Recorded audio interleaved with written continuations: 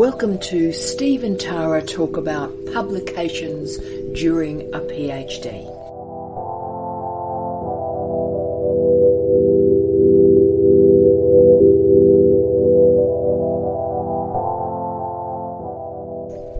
Hello, my name's Tara Brabazon. My name's Steve Redhead. And we've had a request, ladies and gentlemen. We've had a request from the truly wonderful, the truly extraordinary Professor Jeff Hurd. Do you want to say hello to Jeff? Hello, Jeff. Who's asked us to talk about the role and function of publications during a PhD. So we're very happy to do that. We get quite stroppy about this, and we've got pretty clear views, and probably the culture is working against us, Steve. The Times are disagreeing with us in some ways. But let's go through this and answer Jeff's question. I think Jeff's got some PhD students who are quite interested in thinking through the role of publications through a doctorate. And really this is about that old line, to publish or not to publish, and that really is the question. But maybe it's not. Maybe the question we need to be talking about today, Steve, is the question of priorities during your doctoral candidature. So, Steve, the handball question first up, just to help students get into this zone. How important are publications to a doctoral student? Well, my answer as an old traditionalist in these matters is actually the PhD is the priority and nothing else matters. So the question for supervisors and for students globally, I think it doesn't matter whether it's an examination with an oral exam or any other form of examination. The issue is really to do with how you get the quality of the PhD. And if the publications can be shown to help produce that in a particular circumstance, I'm all for that. But I think we've got lost in this morass, and the PhD is the important thing. It's a PhD basically as a text, and then the qualification of the PhD. The rest is all a bit irrelevant to me, but I know that people are very interested, and my own students talk about publishing either themselves or with supervisors during the PhD. And I think it is an important issue, but let's get lost. The priority is the PhD. Yes, I'm trying to stop myself from cheering. So the bottom line is we're not against publications during a PhD. As a byproduct, that's tremendous. Good luck to you. We'll talk about that in a second. But you are enrolled in a doctorate, and your primary responsibility is to complete that qualification.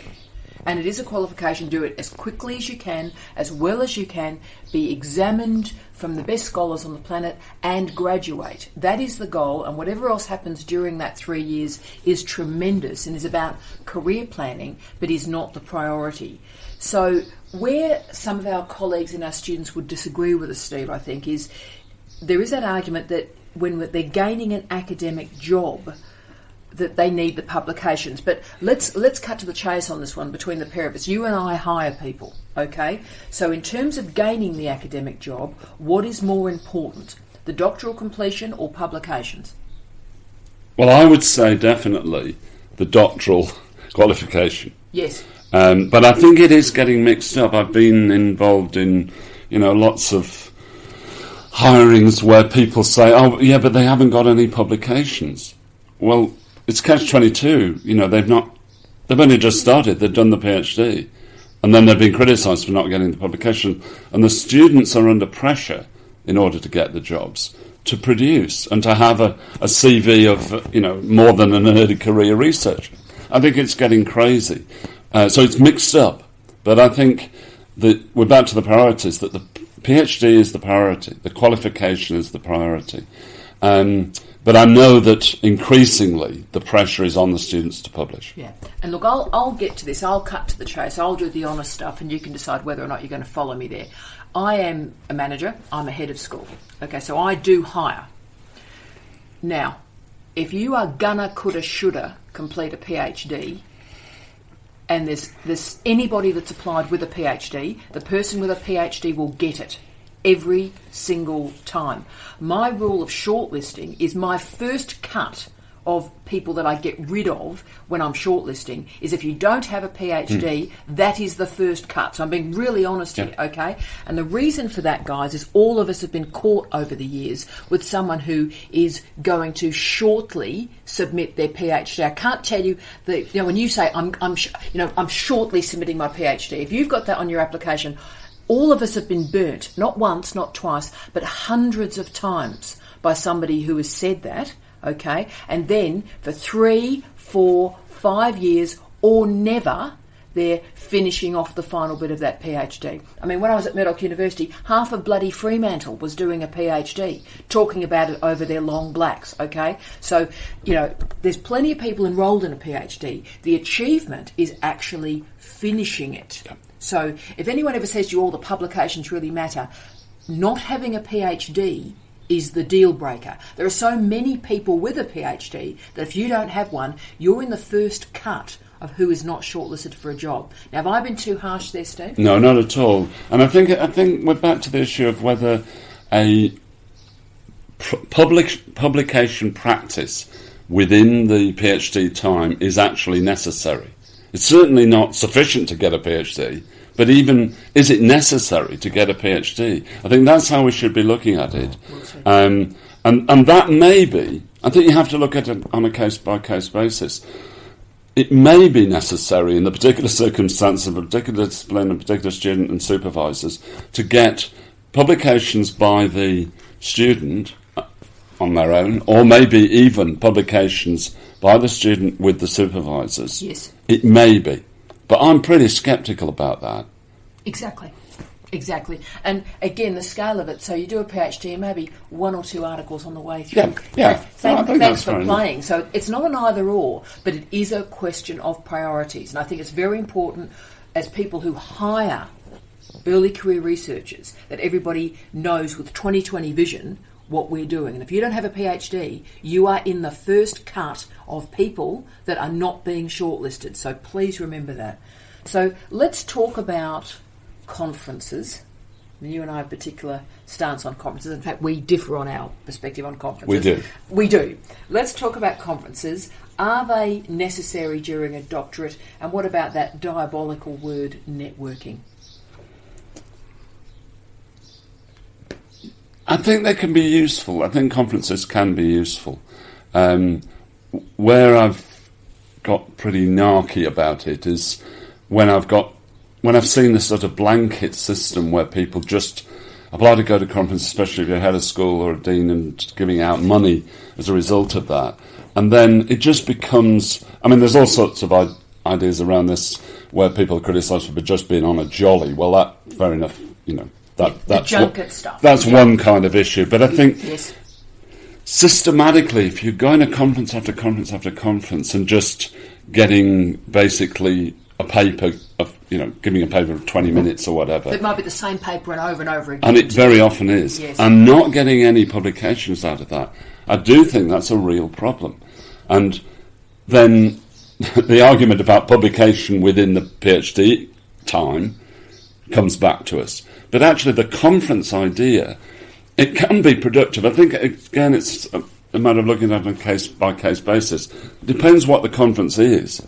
Yes. Not just the idea of going to a conference and going to a particular place you want to go to. All of those things are very nice to do. But I think in terms of productivity, very often there isn't productivity.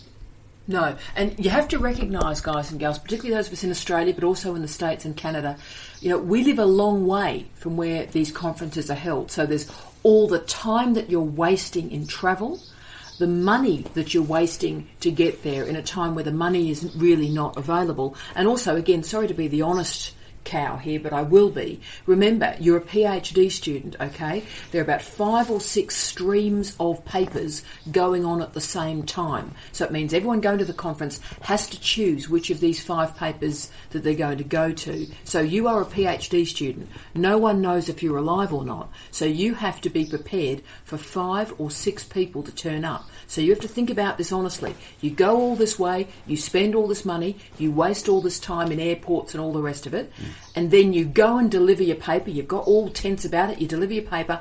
5 people see it. Now, and that's not unusual, that is common. So, you have to be really honest on the impact that you're going to have. Have I been too harsh again, Steve? I think you are in some ways too harsh, but I think we're also back to the question of priorities. And if you're doing a PhD, the priority is the PhD work.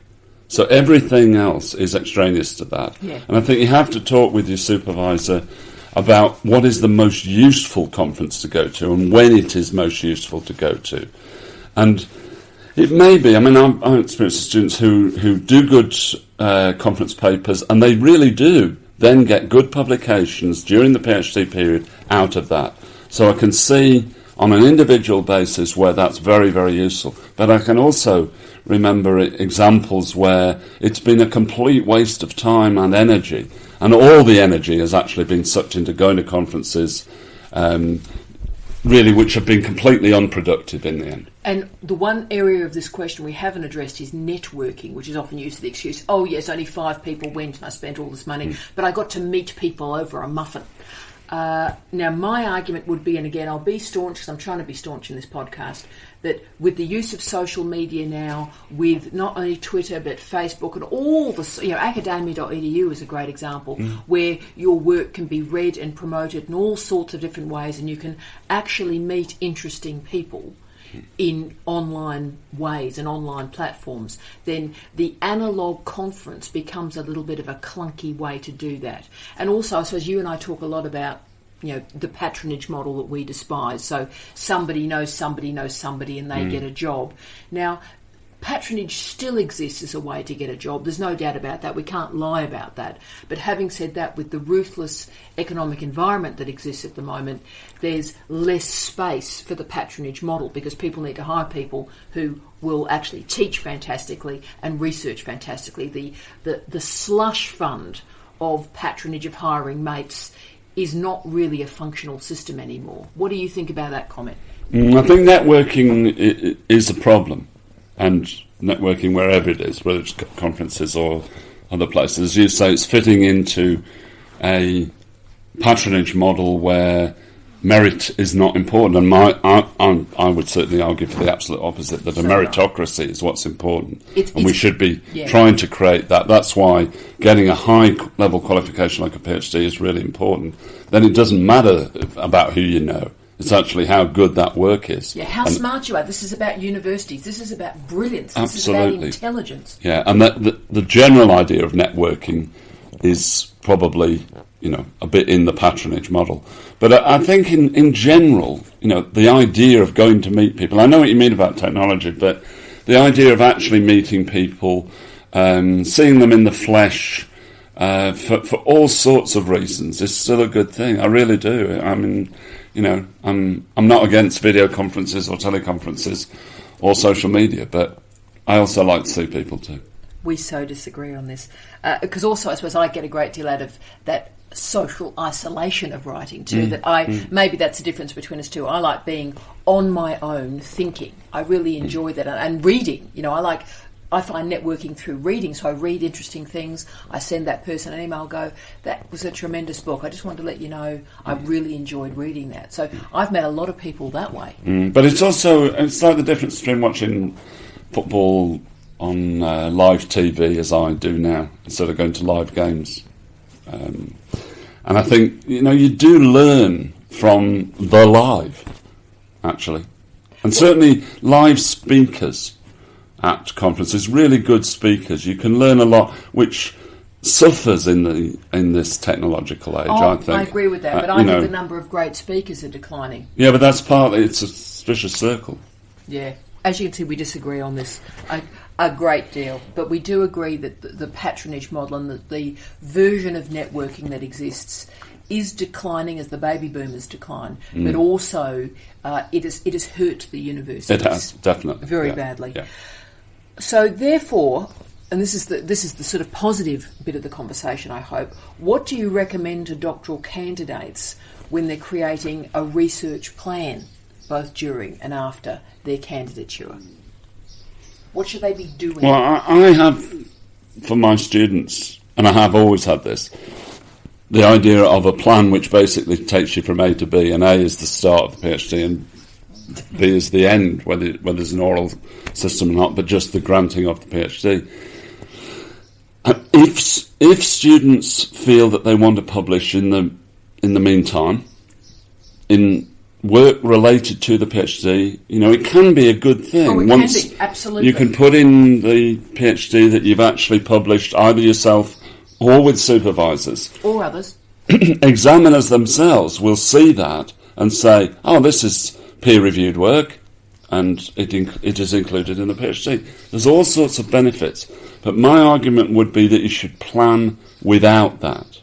Yes. That is the publications relating to a PhD, apart from the PhD itself, which goes to examiners, are extraneous to the process. I'm not saying you shouldn't do it. I'm saying that the priority and the plan should be just to do the PhD. Yeah, you can see we're pretty clear on this, and you and I have got pretty stroppy about this because we've seen people enrolled in PhDs for 6, 7, 8 years, going to lots and lots of conferences and publishing bits and pieces of stuff and not actually fulfilling their primary responsibility. Yeah, I think they get lost. Yeah. They get lost in what the whole thing's about. I think that's very clever. Final question is about authorship, and our podcast listeners have heard us talk about this a great deal, and yes, we're going to go there again. Authorship and ownership of ideas, really, but authorship is a really vexed topic in doctoral education, particularly if supervisors demand co-authorship, which is increasingly happening, and he's shaking his head and so am I. How do we handle the matter of authorship? So students are going to write refereed articles and refereed scholarship, but they're facing challenges in terms of who owns their ideas. Well, the first thing is they've got to be aware of it. They've got to be aware of this as an intellectual property issue and relating. They've got to own their own work. But in reality, the compromises that people make on all of this are really quite horrendous. I think if you start with that principle, and if students do understand that they can own this work and they can be the major author, for example, which very often they should be in collaborative work, I think that's important. But a lot of it is to do with the dynamics of supervision. How much you get on with the supervisor or which supervisor you get on well with and so on. There's all sorts of problems as a result of those dynamics. And students are under tremendous pressure, I think, to publish with other people. And, maybe they don't want to. That's something to think about. And maybe actually they want to publish themselves and they would better just do one article within that PhD time on their own, with help from the supervisors in terms of advice. But maybe that's something to think about, that the authorship then is clear. And what I would do is I would start as you mean to continue. So when you're thinking about supervisors, I would be asking these questions. As I've often said in podcasts, I want our doctoral students to be confident. I want them to be self-assured and not be grateful for a university allowing them in. Always important to remember. It shouldn't be deferential. No, must not be, because PhD students, every university wants you. So you've always got to remember this. Every university wants you.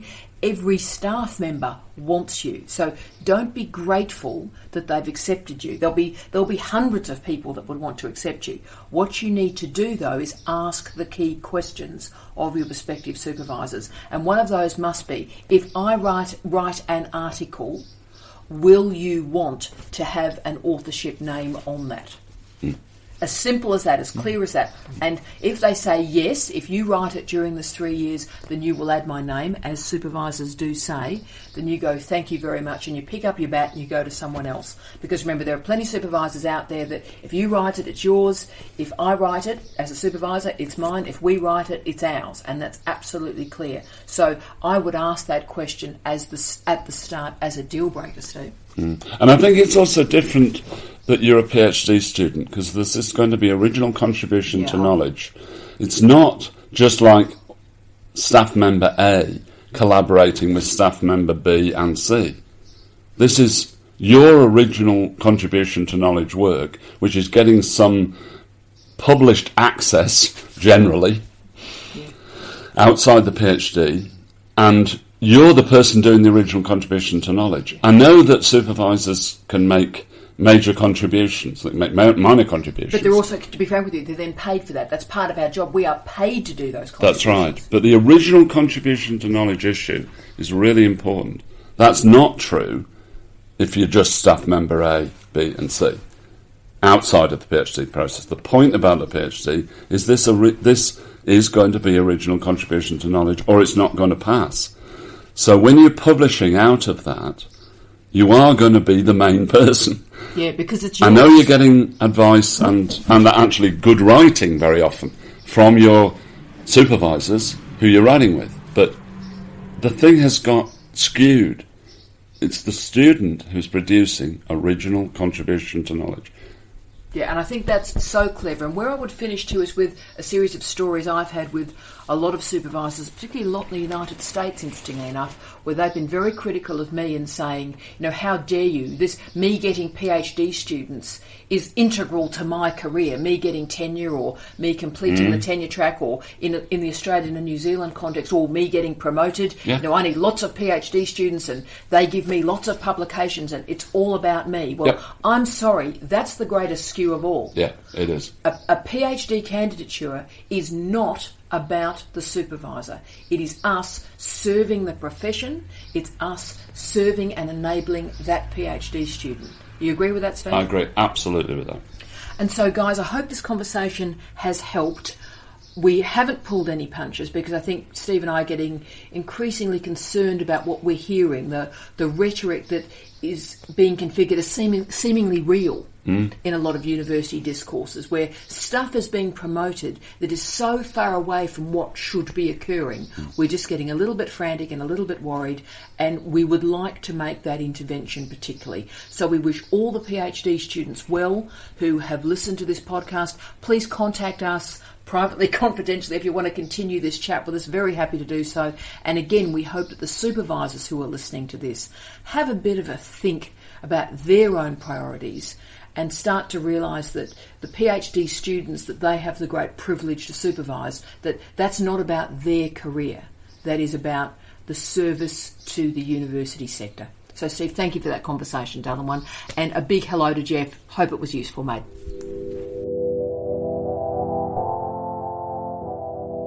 Thank you for listening to this podcast investigating publications during a PhD. If you'd like to contact Steve Redhead or Tara Brabazon, please send us an email at Charles Sturt University, Australia.